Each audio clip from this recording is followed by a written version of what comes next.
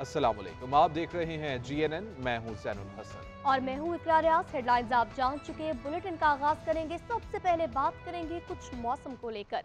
मुल्क के मुख्तलिफ इलाकों में अब्रे करम बरस पड़ा। लाहौर के मुख्तलिफ इलाकों में गरज चमक के साथ बारिश और यालाबारी से सर्दी की शिद्दत में इजाफा। गुजरात, जेहलम, मंडी बहाउद्दीन समेत मुख्तलिफ शहरों में मूसलाधार बारिश।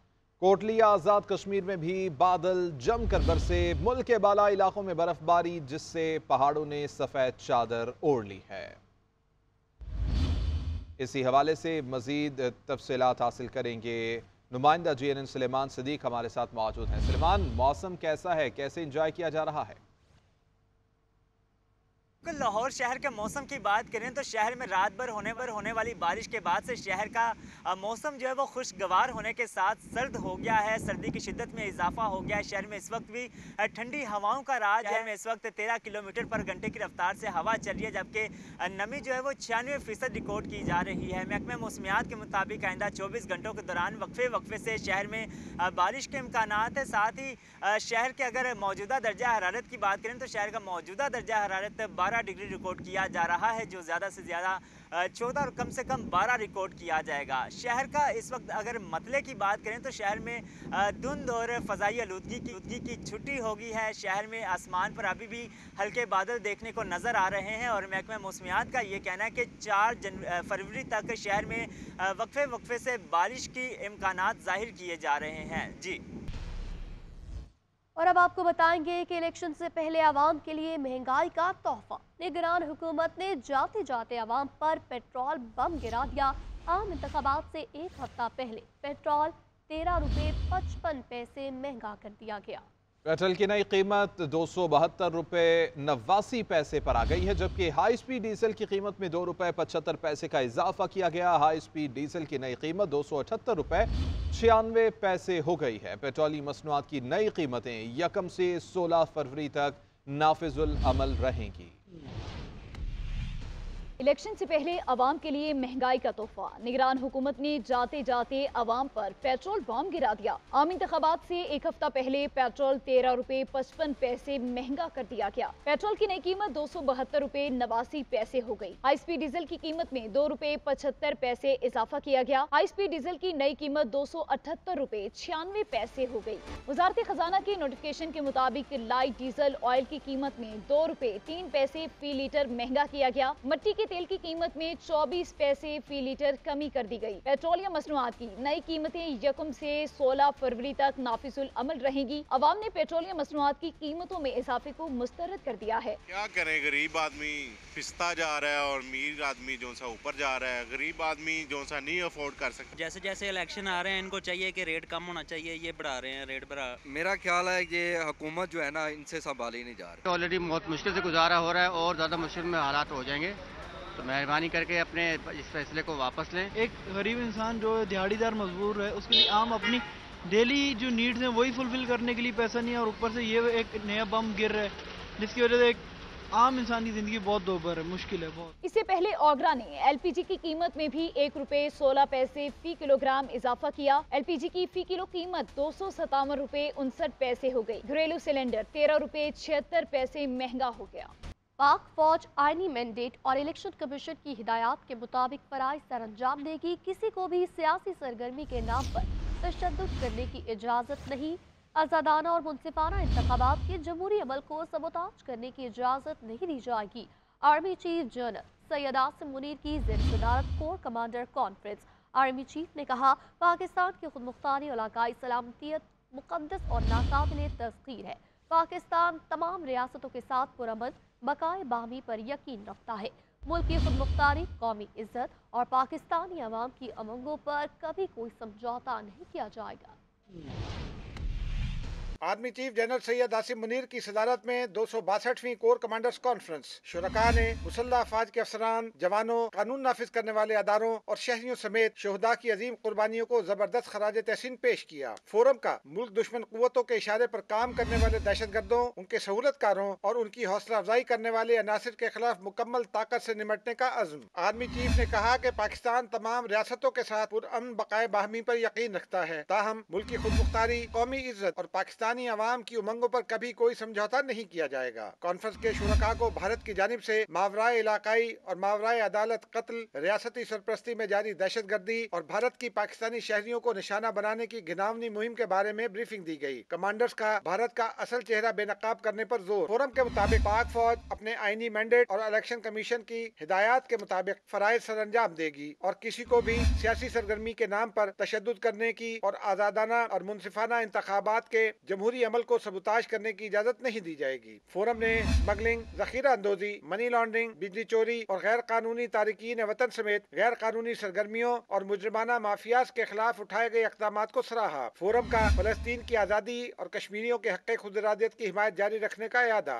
फोरम को फॉर्मेशन की ऑपरेशनल तैयारियों पर भी ब्रीफिंग दी गई। आर्मी चीफ ने फॉर्मेशन कमांडर्स को पेशावराना महारत के मयार को बरकरार रखने और तरबियत के दौरान बेहतरीन कारकर्दगी जारी रखने की हिदायत की। जनरल आसिम मुनीर ने फौजी जवानों के मोराल और बहबूद पर भी जोर दिया। इलेक्शन 8 फरवरी को ही होंगे। केपीके और बलोचिस्तान में इलेक्शन मुलतवी करने का कोई चांस नहीं। चीफ इलेक्शन कमिश्नर की ज़ेर सदारत अहम इजलास में फैसला।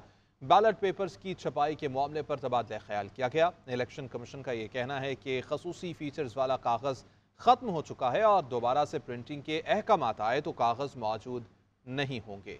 इसी हवाले से इस रिपोर्ट में जानिए।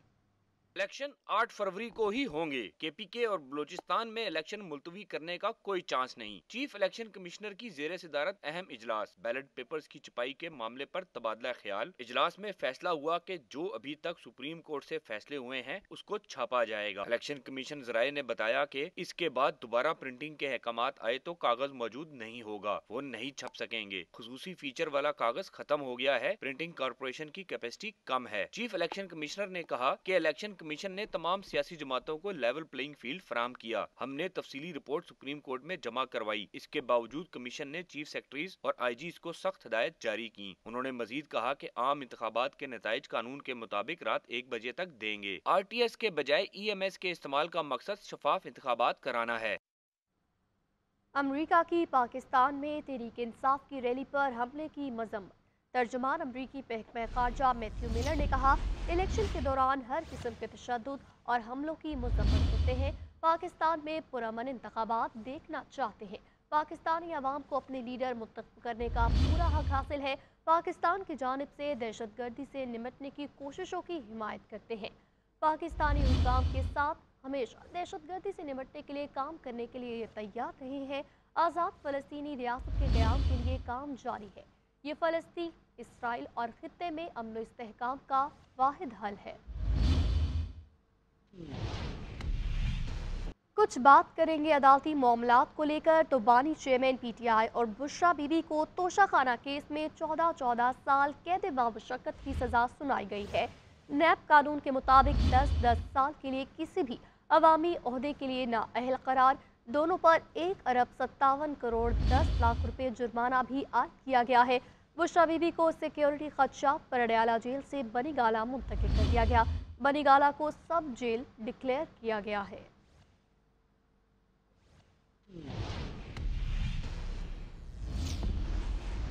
इस्लामाबाद हाई कोर्ट ने बानी चेयरमैन PTI और बुशरा बीबी के दौरान इद्दत निकाह केस को खारिज करने की दरख्वास्तें निपटा दी। चीफ जस्टिस आमिर फारूक ने महफूज फैसला सुना दिया। कहा कि फर्द जुर्म आयद हो चुकी, हाई कोर्ट मुदाखलत नहीं कर सकती। इस रिपोर्ट में देखिए। इस्लामाबाद हाईकोर्ट में बानी PTI और बुशरा बीबी के दौरान इद्दत निकाह केस खारिज करने की दरखास्तों पर समाअत हुई। बानी PTI के वकील सलमान अकरम राजा ने दलाइल दिए कि ये केस दरखास्त गुजारों की तजरीर करने के लिए दायर किया गया। शिकायत निकाह के 5 साल और 11 माह बाद नवंबर 2023 में दायर की गई। खावर मानिका के वकील रिजवान अब्बासी ने दलाइल दिए कि गवाहों ने ट्रायल कोर्ट में बयान दिया है कि दूसरे निकाह में भी मौजूद थे। ये कहते हैं अप्रैल 2017 में खावर मानिका ने ज़बानी तलाक दी। खावर मानिका के पास अगस्त के शुमाली इलाकों के टूर की तस्वीरें मौजूद हैं। इस मौके पर चीफ जस्टिस आमिर फारूक ने इस्तफसार किया कि फर्ज करें कि आपने साबित कर दिया, फिर इसमें जुर्म क्या होगा। जिस पर वकील इस्तखासा ने कहा कि अगर निकाह बेकायदा करार पाएगा तो फिर वो खिलाफ कानून होगा। जस्टिस आमिर फारूक ने इस्तफसार किया कि ये कैसे साबित होगा कि ये 39 दिन है या 90 दिन। बाद जस्टिस आमिर फारूक ने महफूज फैसला सुनाते हुए कहा कि फर्द जुर्म आयद हो चुकी, हाई कोर्ट मुदाखलत नहीं कर सकती। मजीद कहा कि सेक्शन 496 के तहत हाई कोर्ट ट्रायल की समाअत में मुदाखलत नहीं करेगी। मुस्लिम लीग नून की चीफ ऑर्गेनाइजर मरियम नवाज शरीफ कहती हैं, बानी PTI को सजा मुकाफाती अमल के सिवा कुछ भी नहीं है। ये पूरे खानदान समेत चोर साबित हुआ है।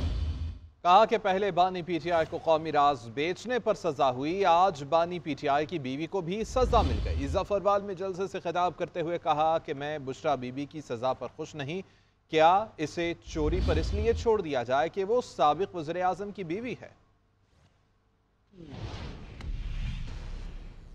नवाज शरीफ के खिलाफ साजिश करने वाले घरों को चले गए और आज मैदान में सिर्फ और सिर्फ एक लीडर शेरों की तरह खड़ा है। उसका नाम क्या है? मोहम्मद नवाज शरीफ। इन्होंने झूठे इल्जाम लगाए। कौन सा ऐसा झूठा इल्जाम है जो इन्होंने नवाज शरीफ पर नहीं लगाया?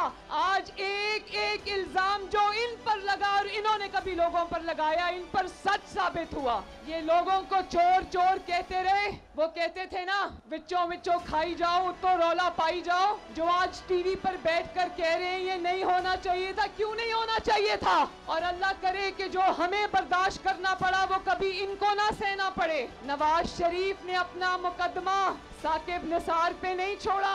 नवाज शरीफ ने अपना मुकदमा उमर अता बंदयाल पे नहीं छोड़ा, अल्लाह ताला पे छोड़ा, आप पर छोड़ा। और आज देखो अल्लाह ताला ने नवाज शरीफ को किस तरह अल्लाह के फजल से सुर्खरू किया। जब जाने का मौका आया, अदालत हिसाब किताब देने का मौका आया तो व्हील चेयर पे बैठ गए। कभी प्लास्टर चढ़ा लिया टांग के ऊपर। 6 महीने में बिल्डिंगों के लेंटर उतर जाते, इनकी टांग से प्लास्टर नहीं उतरता। मुस्लिम लीग नून तो एक सियासी जमात थी, एक नजरियाती जमात थी, बर्दाश्त कर गई। मगर ये जमात इसलिए ये बर्दाश्त नहीं कर सकी क्योंकि ये एक फितना था जिसको लाया गया था पाकिस्तान को तबाह करने के लिए। आपसे एक सवाल पूछती हूँ, मुझे ऊंची आवाज में जवाब देना।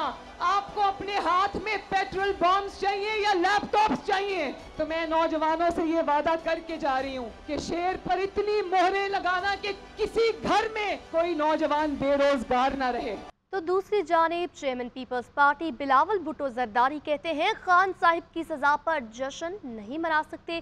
बानी पीटीआई ने कहा था मैं इनको रुलाऊंगा, आज खुद रो रहा है। मालाकंड में जलसे से खिताब करते हुए कहा खान साहिब को समझाया था सियासी मुखालिफ की औरतों के पीछे मत पड़ो। आज खान साहिब की बीवी के जेल जाने पर बहुत दुख हो रहा है। मियां साहब ने वादा किया कि वो वोट का इज्जत करवाएगा। मैं आज आपसे पूछता हूँ, क्या वो नून लीग वाले वोट का इज्जत कर रहे हैं? नून लीग का कारकुन भी हो तो आपके लिए भी एक ही निशान है और वो ये तीर है। मैं पीटीआई का कारकुन से, पीटीआई का वोटर से भी बात करना चाह रहा हूँ कि मैं जानता हूँ कि आप आजकल जज्बाती हो। आपकी अपनी फैसला है, वोट तो जरूर डालना, ये उनका हक है। कायदे अवाम ने इनको ये हक दिया, ये ताकत दिया। मगर अगर वो किसी दूसरी जमात पे अपना वोट जाया या अगर वो किसी इंडिपेंडेंट कैंडिडेट पे अपना वोट जाया करते हैं तो मियां साहब ने चौथी बार वजीर आजम बनना है। अगर वो अपने वोट किसी इंडिपेंडेंट पे जाया करते हैं तो फिर उनको मालूम है कि प्रेस कॉन्फ्रेंस होगा, प्रेस कॉन्फ्रेंस के बाद वो कहेंगे कि हमने बड़ा सोचा और हम अपने शेर को वोट डालना है। खान साहब की अपने लोगों ने खान साहब को फंसाया है, ये किसी और का कसूर नहीं, इनके अपने लोगों का कसूर है। और अब वही लोग बाहर जाके कहेंगे कि हम खान के सिपाही है, हम खान के सफीर है, हमें वोट दे। और फिर जब वो मुंतखब हो जाते हैं, आप मेरे बात लिख लो, मुंतखब हो जाते हैं तो इन्होंने यही धोखा खान को पालमा। साबिक वज़ीर आज़म शहबाज शरीफ कहते हैं कि एस्टैब्लिशमेंट के करीब होता तो जेलें ना काटता, नैब के क़ुव्वत खाने में ना जाता। पीटीआई के साथ जो कुछ हो रहा है वो हमने नहीं किया, ये इलेक्शन कमीशन और सुप्रीम कोर्ट के फैसले हैं। पूरी कौम ने देखा कि बानी पीटीआई के पास ना कोई सबूत था ना ही दस्तावेज़ात। और आरटीएस के बावजूद भी हम जीत चुके थे। आरटीएस के बाद फिर आपको याद होगा उस रात पोलिंग एजेंट्स को निकाला गया और ठप्पे लगाए गए। अब जो आप कह रहे हैं ये हमने नहीं किया, ये इलेक्शन कमीशन और सुप्रीम कोर्ट का फैसला है। इलेक्शन कमीशन का जो निज़ाम है उसके तहत जो इंट्रा पार्टी इलेक्शन कराने वो हमने तो नहीं कराने थे, वो तो पीटीआई ने कराने। तो वोट को इज्जतों की जो बात है, अगर आप मुझे वोट देते हैं, जो कि इंशाल्लाह आप देंगे जो एक वादा किया कि 20 घंटे की बिजली मैं इंशाल्लाह ख़त्म करने की पूरी कोशिश करूंगा, तो अगर वो ख़त्म हो गई 70% या 80% भी ख़त्म हो जाती तो वो आपकी जो एक्सपेक्टेशन की उसकी पासदारी है, इसी को वोट की MQM पाकिस्तान के सरबराह डॉक्टर खालिद मकबूल सिद्दीकी ने कहा कि 2018 के इंतखाबात में इलेक्शन जीतने वाले हैरान और जितवाने वाले परेशान थे। 14 MNAs के बावजूद PTI पर कराची के लिए कुछ ना करने का इल्ज़ाम लगाते हुए साबिक वज़ीर आज़म की सज़ा को भी मकाफात अमल का नतीजा करार दे दिया। पीपल्स पार्टी पर तीर चलाते हुए बोले, सिंध पर 15 सालों से राज करने वालों की सियासत का आगाज़ ही इधर हम उधर तुम के नफरत अंगेज नारे और कराची के मशहद को हत्या आने से हुआ।